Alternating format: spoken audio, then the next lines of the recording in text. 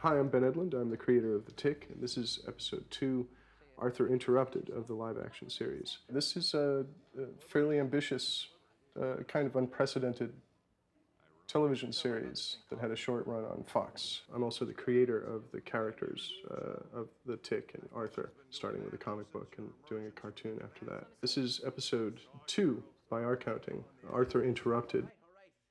That's David Burke playing Arthur, and that is Liz Vassy playing Captain Liberty, and of course Patrick Warburton doing a pitch-perfect portrayal of a character I invented when I was 17 years old, dressed in 16 pounds of silicone rubber that didn't breathe and was really a tremendous struggle for him on a daily basis, sometimes 16 hours of being encased in this horrid blue creature.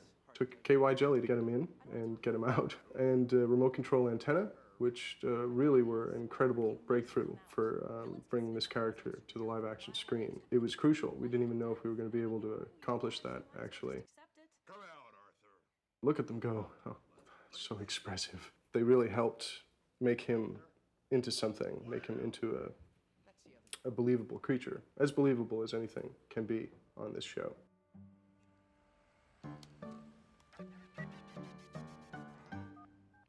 And that's the main title sequence, him hurling himself off of buildings. We started working on the show in the year 2000, actually. We started working on the pilot. And that was Nestor Carbonell as Batmanuel, 4 key figures. The body of what work we did here was done in 2001 and a little bit into 2002.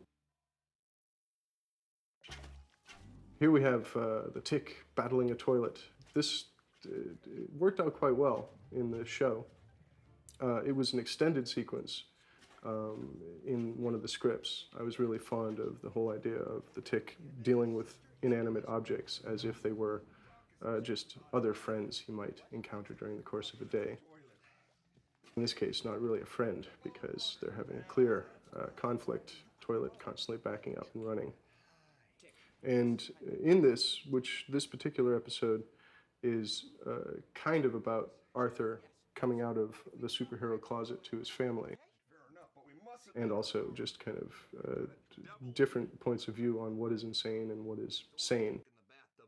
The Tick runs his own course with the inanimate objects around his house, such as the toilet. It's past the point of fixing, my friend. Always, in all of his incarnations, the Tick has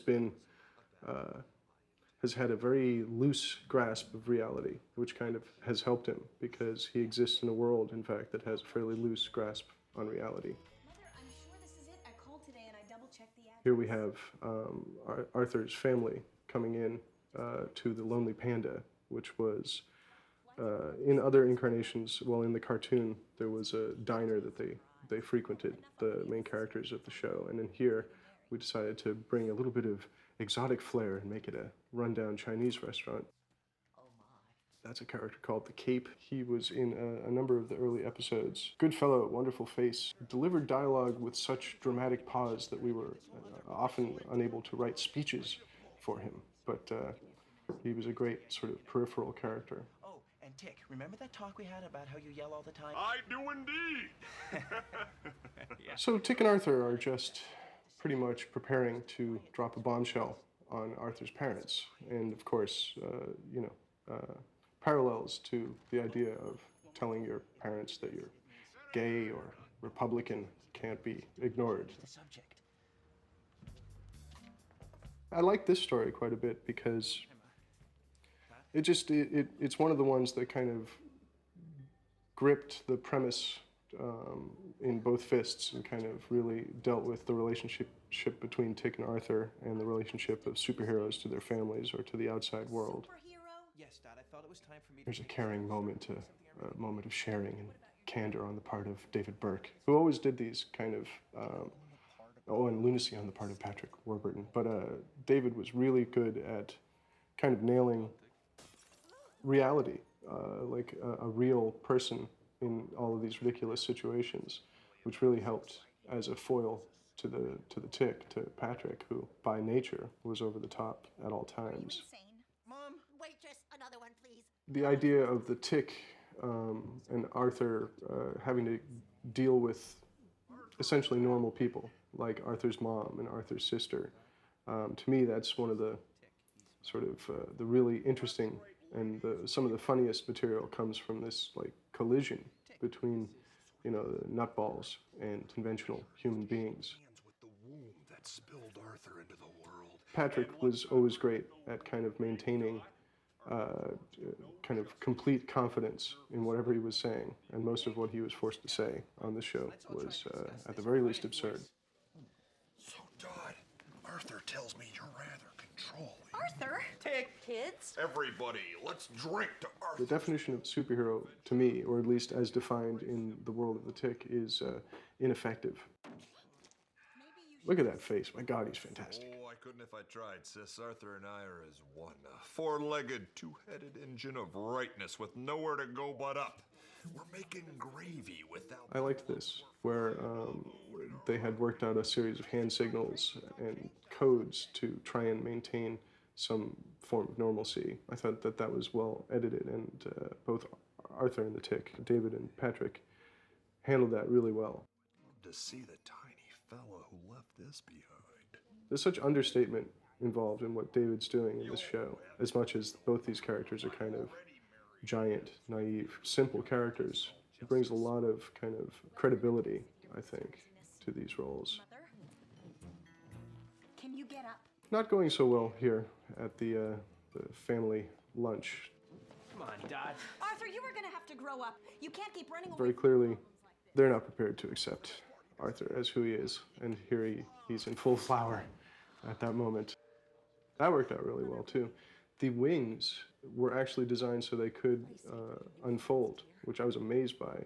Some really clever engineering in there. They couldn't fold back up, so anytime we wanted to have the wings actually retract into the backpack, which we did a couple of times, that was, or possibly only once, that was a computer-generated effect.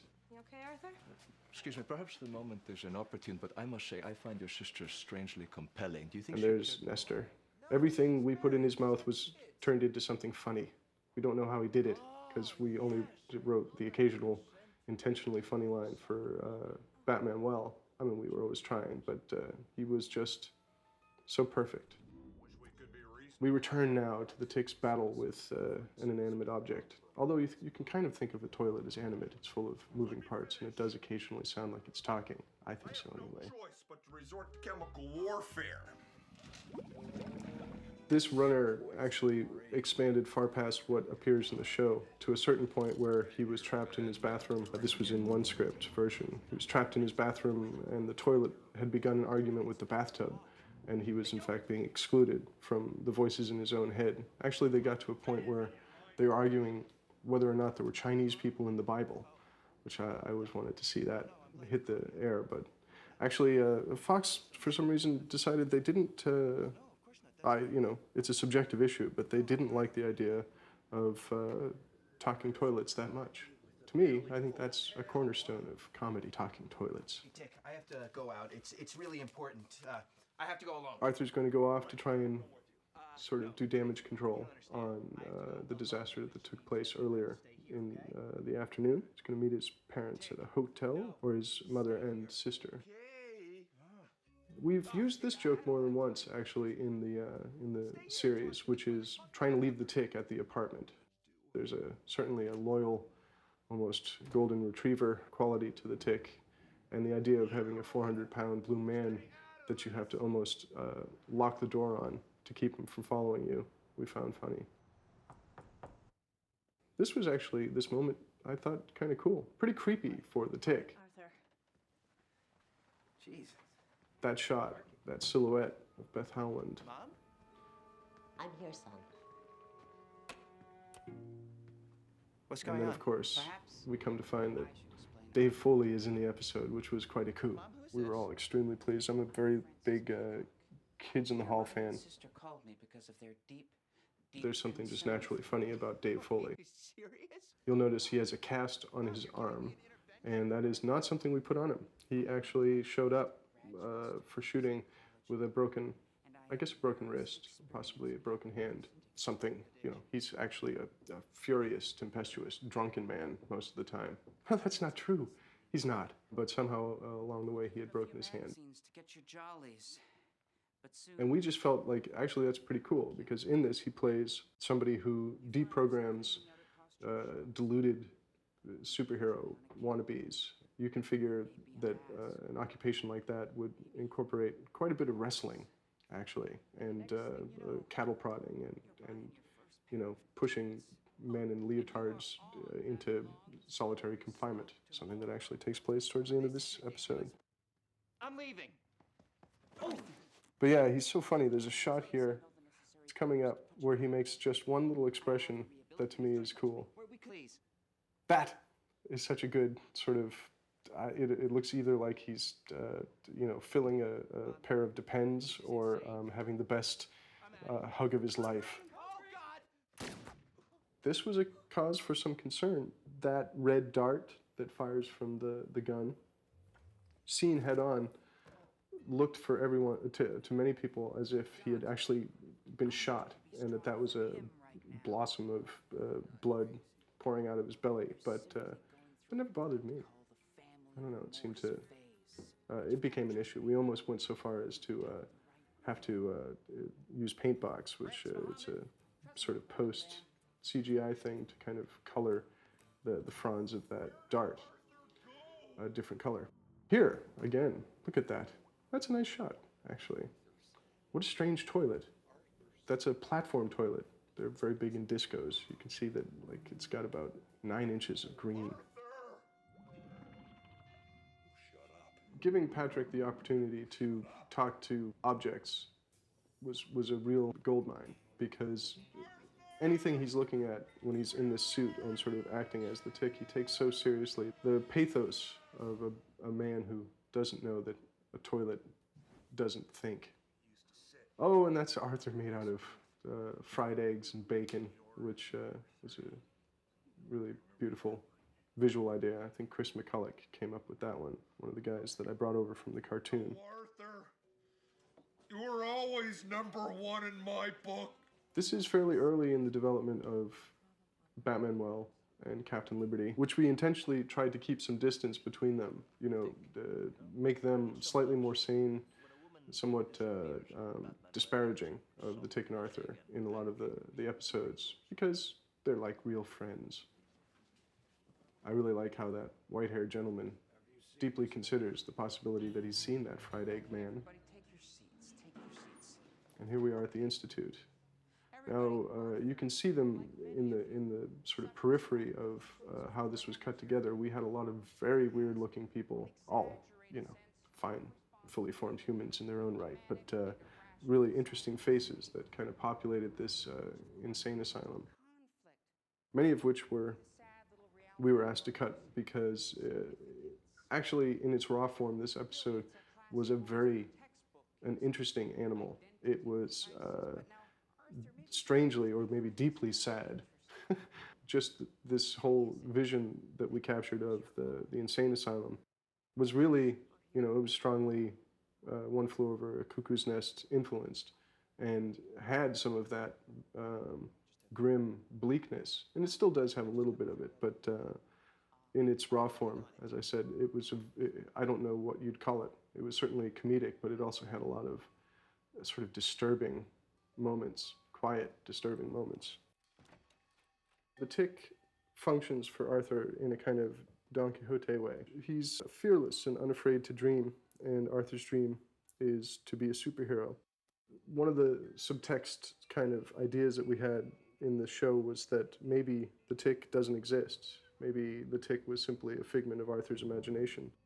Well, I am. I just don't understand. The Tick, of course, left alone and to his own devices, has run riot in the apartment, and his only confidant, that toilet, offers him little solace.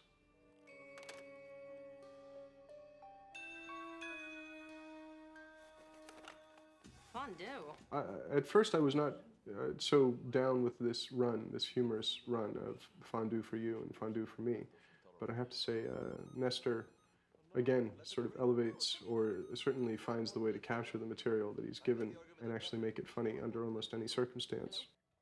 We only screwed him up a couple of times in 9 shows, leaving him kind of hanging with a crappy line. Their relationship, Captain Liberty and Batman, Liz and Nestor, their characters had a kind of, we were moving somewhere with their relationship that I thought was going to get to an interesting place. I think we oversimplified and kind of over-caricatured their romantic entanglement, especially in the pilot, where they begin to kiss immediately upon seeing each other.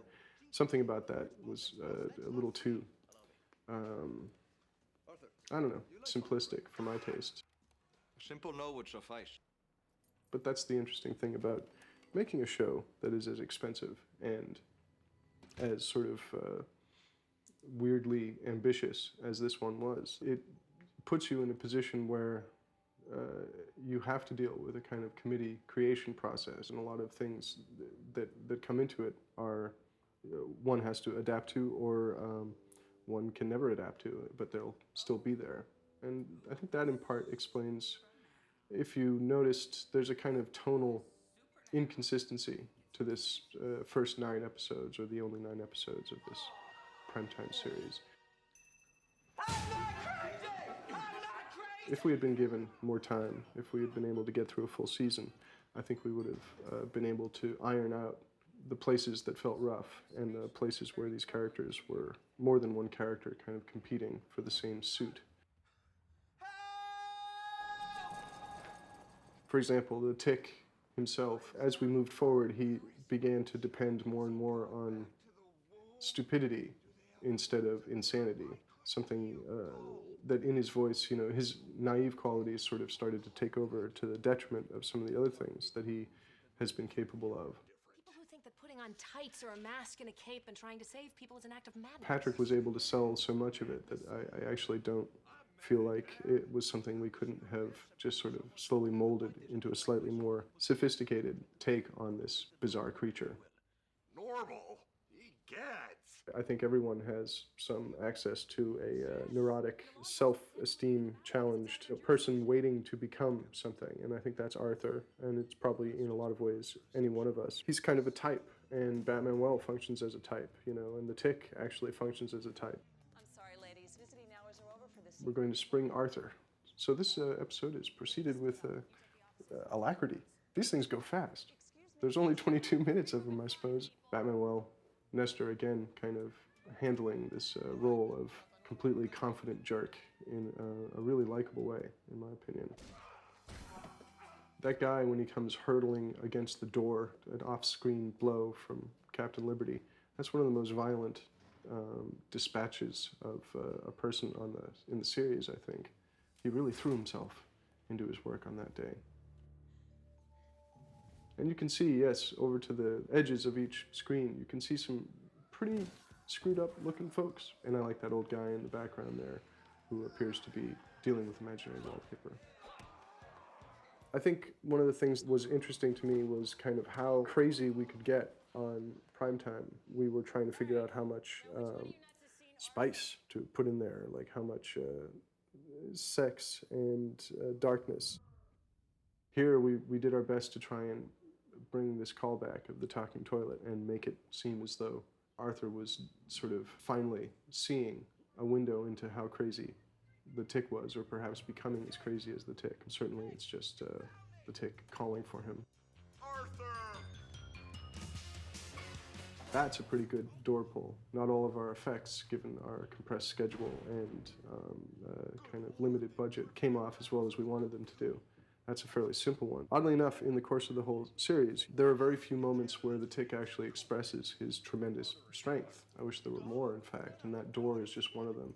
They think I'm insane. They threw me in here. No, that was the mom and daughter last week.